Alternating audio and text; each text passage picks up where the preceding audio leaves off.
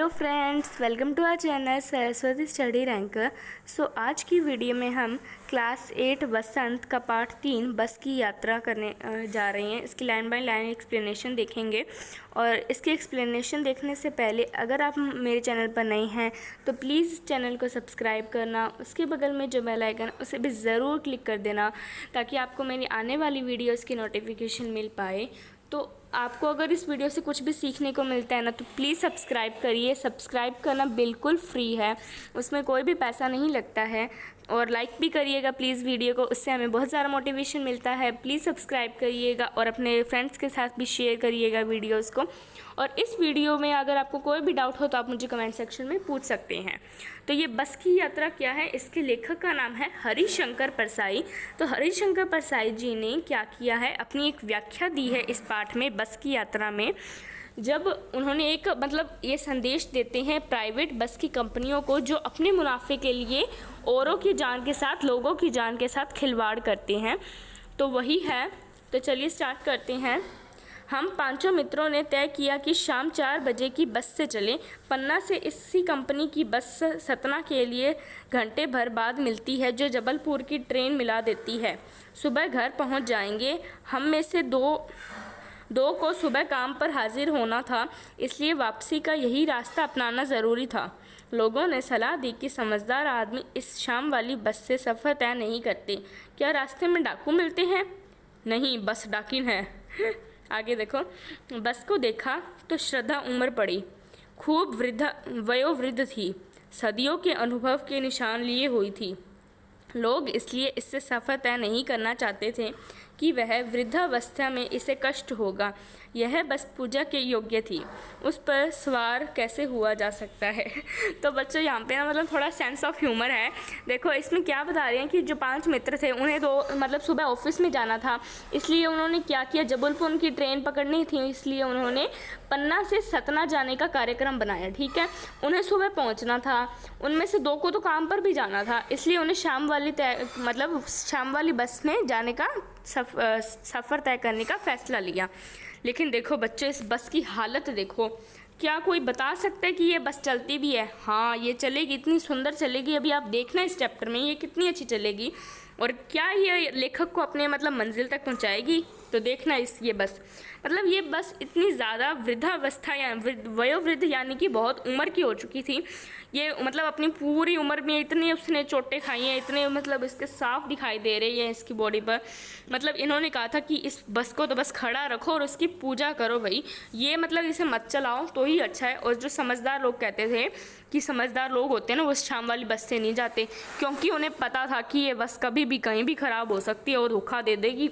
ये यात्रियों को अपनी मंजिल तक ठीक से पहुंचा देगी, ये तो कहना मुश्किल था। ठीक है, फिर आगे देखते हैं। बस कंपनी के एक हिस्सेदार भी उसी बस से जा रहे थे, यानी कि बस का कंडक्टर या फिर कंपनी के हिस्सेदार था। प्राइवेट कंपनी की बस थी तो उसका एक हिस्सेदार भी था। हमने उनसे पूछा, यह बस चलती भी है? वह बोले, चलती क्यों नहीं है जी, अभी चलेगी। हमने कहा, वही तो हम देखना चाहते हैं, अपने आप चलती है यह? हाँ जी। और कैसे चलेगी? गजब हो गया, ऐसी बस अपने आप चलती है। हम आगा पीछा करने लगे। डॉक्टर मित्र ने कहा, डरो मत, चलो, बस अनुभवी है, नई नवेली बसों से ज़्यादा विश्वसनीय है, हम बेटों की तरह प्यार से गोद में लेकर चलेगी, हमें गोद में लेकर चलेगी। हम बैठ गए। जो छोड़ने आए थे वे इस तरह देख रहे थे जैसे अंतिम विदा दे रहे हैं। उनकी आंखें कह रही थी, आना जाना तो लगा ही रहता है, आया है सो जाएगा, राजा रंग फकीर। आदमी को कूच करने के लिए एक निमित्त चाहिए। निमित्त का होता है बच्चों कारण चाहिए। ओके, तो यहाँ पर लिखो, निमित्त का होता है कारण चाहिए, उससे कोई बहाना होता है ना जैसे। तो ये यहाँ पर बता रहे हैं कि ये देखो, जैसे ये कंपनी का हिस्सेदार भी जा रहा था तो लेखक ने पूछा कि ये ऐसी बस है, उसने उसे लगा नहीं कि ये बस सफ़र तय करेगी, तो उसने पूछा कि ये बस चलती है? फिर उसने कहा कि हिस्सेदार ने कहा कि क्यों नहीं चलेगी, ये देखना अभी चलेगी, ये तो अपने आप चलेगी। फिर क्या हुआ कि उसके मित्र थे, एक डॉक्टर मित्र, उसने कहा, डरो मत, चलो, ये बस है ना बहुत अनुभवी है। यानी कि कह देते हैं ना कि जो बड़ी उम्र का होता है वो अनुभवी होता है, वैसे ये कह रहे हैं कि बस थोड़ी ज़्यादा उम्र की होगी थी, इसलिए वो बहुत अनुभवी है। फिर क्या है, नई नवेली बस से ज़्यादा विश्वसनीय है। ठीक है, अच्छा आगे देखो। ये है ना, मतलब माँ अपने बेटों को कैसे गोद में लेकर जाती है, वैसे ही कह रही है कि ये एक अपने बेटों की गोद में लेकर जाएगी। हम बैठ गए, जो मतलब ऐसे कर रहे थे ना, लोगों को पता था कि क्या पता ये अपनी सही मंजिल तक पहुँचे ना पहुँचे, क्या पता उनके साथ क्या हो जाए, ये बस तो मतलब कुछ भी हो सकता है। तो ना मतलब ये लोग कहते थे कि मतलब सबको जाना है, सब आए हैं, सब जाएंगे, बस ये बहाना चाहिए। तो मतलब ये ऐसे ही हो रहा था। इंजन सचमुच स्टार्ट हो गया, ऐसे जैसे सारे बस ही इंजन है और हम इंजन के भीतर बैठे हैं। कांच बहुत कम बचे थे, जो बचे थे उनसे हमें बचना था। हम फ़ौरन खिड़की से दूर सरक गए।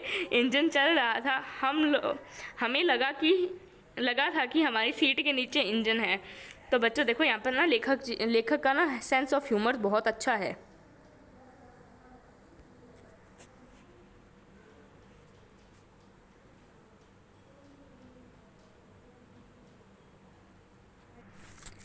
लेखक का जो सेंस ऑफ ह्यूमर है ना, वो सच में बहुत अच्छा है। उन्होंने मतलब ये कह रहे थे कि आना जाना ये लगा रहेगा, फिर क्या हुआ, इंजन तो चालू हो गया। उन्हें मतलब बस है वो इतनी ज़्यादा पुरानी थी, उसका सारा ढांचा ढीला पड़ गया था। उन्होंने मतलब जैसे ही बस चालू की, वो इतनी ज़ोर से हिल रही थी, उन्हें लगा कि हम ही इंजन के भीतर बैठे हैं, मतलब हम ही इंजन के अंदर हैं।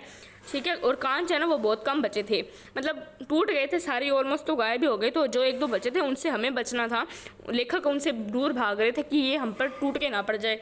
फिर देखो, फिर हम सीट के इंजन, या देखो सीट के नीचे इंजन लग रहा था। ठीक है, फिर देखो बस सचमुच चल पड़ी और हमें लगा कि यह गांधी जी के असहयोग और सविनय अवज्ञा आंदोलनों के व्यक्त अवश्य जवान रही होगी। उसे ट्रेनिंग मिल चुकी थी, हर हिस्सा दूसरे से असहयोग कर रहा था। पूरी बस सविनय अवज्ञा आंदोलन के दौर से गुजर रही थी। सीट का बॉडी से असहयोग चल रहा था। कभी लगता सीट बॉडी को छोड़कर आगे निकल गई है, कभी लगता कि सीट को छोड़कर बॉडी आगे भागी जा रही है। 8-10 साल मील चलने पर सारे भेदभाव मिट गए। यह 8-10 मील चलने पर सारे भेदभाव मिट गए। यह समझ में नहीं आता था कि सीट पर हम बैठे हैं या हम पर सीट बैठी है या हम सीट पर बैठे हैं। एकाएक बस रुक गई। फिर देखो बच्चों, यहाँ पर हम देखते हैं कि यहाँ पर क्या हुआ। तो यहाँ पर बच्चों ये देखो, हर हिस्सा दूसरे से असहयोग कर रहा था। इसमें गांधी जी का असहयोग आंदोलन का मतलब था बच्चों कि यानी कि जब अंग्रेजों के टाइम में हम सहयोग नहीं कर रहे थे ना अंग्रेजों के, हम अंग्रेजों से मतलब नहीं कर रहे थे, सहयोग नहीं मना रहे थे, असहयोग कर रहे थे उनका। तो वही था कि बस का एक पुर्जा दूसरे पुर्जे से असहयोग कर रहा था, वो तो गांधी जी के आंदोलन पर चल पड़ा था। फिर क्या हुआ, मतलब ऐसा लगता था कि मतलब ये ना एक दूसरे को भाग जाएंगे, कभी बॉडी आ गए तो कभी सीट आ गए, कभी कुछ आ गए। फिर क्या हुआ, 8-10 मील चलने पर ये सारे भेदभाव मिट गए। फिर क्या हुआ, अचानक बस रुक गई। मालूम हुआ कि पेट्रोल की टंकी में छेद हो गया है। ड्राइवर ने बाल्टी में पेट्रोल निकालकर उसे बगल में रखा और नली डालकर इंजन में भेजने लगा।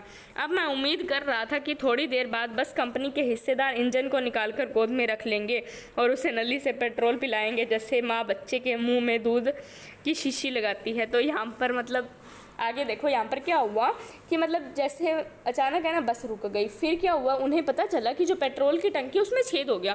फिर क्या किया, जो ड्राइवर है उन्होंने क्या किया, जो पेट्रोल में बाल्टी में पेट्रोल डाला और उसमें पाइप लगाकर उसमें डाल दिया, इंजन में डाल दिया। फिर क्या हुआ,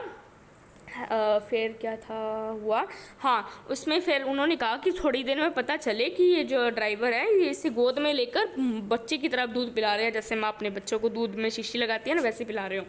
फिर बस की रफ्तार अब 15-20 मील हो गई थी, बहुत धीरे धीरे चल रही थी। अब मुझे उसके किसी हिस्से पर भरोसा नहीं था। ब्रेक फेल हो सकता है, स्टीयरिंग टूट सकता है। प्रकृति के दृश्य बहुत लुभावने थे। दोनों तरफ हरे भरे पेड़ थे जिन पर पक्षी बैठे थे। मैं हर पेड़ को अपना दुश्मन समझ रहा था। जो भी पेड़ आता डर लगता कि इससे बस टकरा जाएगी। वह निकल जाता तो दूसरे पेड़ का इंतज़ार करता। झील दिखती तो सोचता कि उसमें बस गोता लगा जाएगी। गोता यानी कि बच्चों, गोता माने होता है डुबकी लगाना, डुबकी लगाना। ठीक है, डुबकी लगाना होता है इसका मतलब, डुबकी लगाना। ठीक है, देन आगे देखो, आगे हैं। फिर क्या हुआ बच्चों, देखो ये बस की स्पीड भी धीरे हो गई। फिर क्या हो गया, ब्रेक भी फेल हो, मतलब उन्हें डर लगता था कि क्या पता कब ब्रेक फेल हो जाए, स्टीयरिंग टूट जाए, कुछ भी हो सकता है। लेकिन मतलब नेचर है वो बहुत सुंदर था, लेकिन पेड़ों को वो दुश्मन समझ रहा था। उसे लग रहा था कि मतलब मान लो आगे पेड़ आया और उससे जाके बस टकरा जाए, तो पता चले झील आई और उसमें बस डूब जाए। फिर क्या हुआ, एकाएक फिर से बस रुक गई। ड्राइवर ने तरह तरह की तरकीबें की पर वह चली नहीं। सभी ने अवज्ञा आंदोलन शुरू हो गया था। कंपनी के हिस्सेदार कह रहे थे बस तो फर्स्ट क्लास है जी, यह तो इत्तेफाक की बात है। क्षीण चांदनी में वृक्षों की छाया के नीचे वह बस दयनीय लग रही थी। लगता जैसे कोई वृद्धा थक कर बैठ गई हो। हमें गिलानी हो रही थी कि बेचारी पर लदकर हम चले आ रहे हैं। अगर इसका प्राणात हो गया तो इस बियाबान में ही इसकी अंत्येष्टि करनी पड़ेगी। तो यानी कि बच्चों प्राणात हो गया, यानी कि वो मर गए, तो यहीं जंगल में ही इसका अंतिम संस्कार करना पड़ेगा। फिर क्या हुआ, बियाबान यानी कि जंगल होता है और अंत्येष्टि यानी कि इसका मतलब दाह कर्म करना पड़ेगा, ठीक है। फिर क्या हुआ, मतलब बस रुक गई। फिर उन्होंने अलग अलग तरकीबें की ड्राइवर ने, लेकिन वो बस चली नहीं। फिर हिस्सेदार ने कहा कि ये बस तो बहुत ही अच्छी है, देखना अभी चलेगी।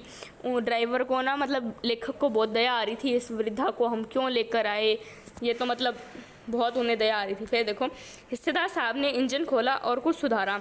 बस आगे चली, उसकी चाल में और कम हो गई थी। धीरे धीरे वृद्धा की आंखों की ज्योति जाने लगी। चांदनी में रास्ता टटोलकर वह रेंग रही थी।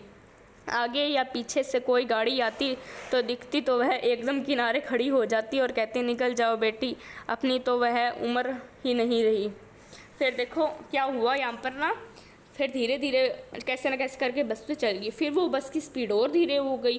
फिर मतलब धीरे धीरे ना वो वृद्ध जैसे मतलब जो थोड़ी एज की उम्र होती है उनकी आंखों की रोशनी कम होने लग जाती है ना, वैसे इसकी हुई। और फिर क्या हुई, वो धीरे धीरे बस रेंग रही थी, जैसे स्नेल रेंगता है ना वैसे वो रेंग रही थी। कोई भी अगर गाड़ी आती ना तो वो क्या करती, वो साइड हो जाती और कहती बेटा तुम ही चले जाओ, एक बार मैं तो थोड़ी, मेरी उम्र कहाँ रही है। अब एक पुलिया के ऊपर पहुँचते ही वह टायर फिस करके बैठ गया।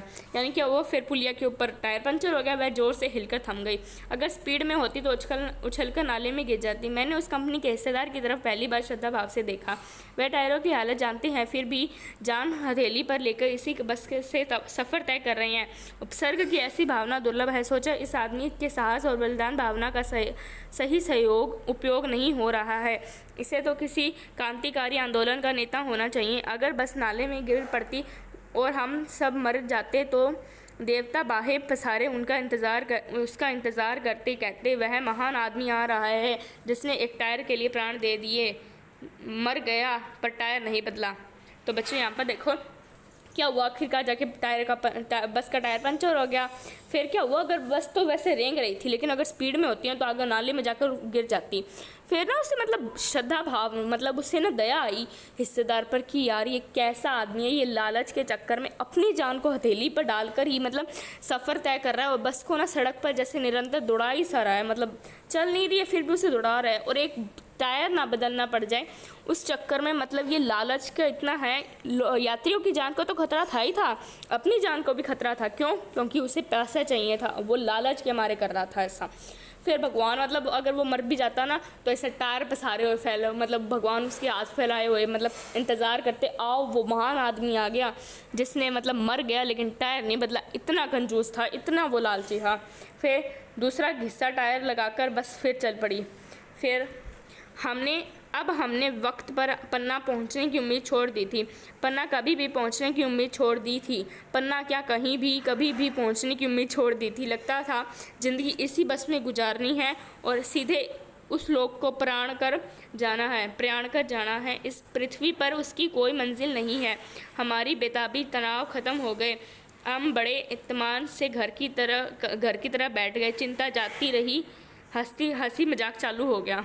तो आगे देखो बच्चों यहाँ पर क्या हुआ, फिर दूसरा टायर लगाया, फिर बस चल पड़ी। फिर हमने कहा कि अब हमें मतलब हमने उम्मीद छोड़ दी थी कि हम पन्ना पहुंच पाएंगे। जो ऐसे बस की हालत हो रही थी ना, उन्होंने कहा कि अब तो हम पन्ना पहुंच गए। फिर उन्होंने कहा कि बस यही हमारा घर है, यहीं पर हमारी ज़िंदगी ख़त्म हो जाएगी, अब तो हमें दूसरे लोग ही जाना है, यानी कि हमें तो अब दूसरे लोग जाना है। अब क्या हुआ, पृथ्वी पर अब हमारी कोई मंजिल नहीं रही है। अब हमारी ना मतलब बेचैनी बेताबी सब खत्म हो गई और हमने तो हंसी मजाक करना ही चालू कर दिया कि यार अब तो जाना ही हो, अब तो ऊपर जाने का बुलावा आ गया है। तो हरिशंकर परसाई जी ने ये इतनी फ़नी स्टोरी मतलब इन्होंने मतलब अपना एक्सपीरियंस शेयर किया, लेकिन एक हंसी मजाक के तरीके में यहाँ पर बस को जैसे वृद्धा माँ की तरह बताया, लेकिन एक मोरल मैसेज भी एज वेल एज कन्वे किया गया।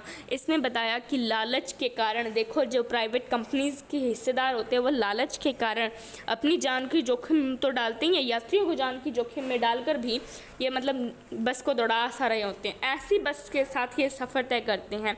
अब इनका क्या कहा जाए दोस्तों, अब आप बताइए। अगर आपको इस चैप्टर में कोई भी डाउट्स है तो आप मुझे बताइएगा। देन ये इसके प्रश्न अभ्यास हम नेक्स्ट वीडियो में कंटिन्यू करेंगे।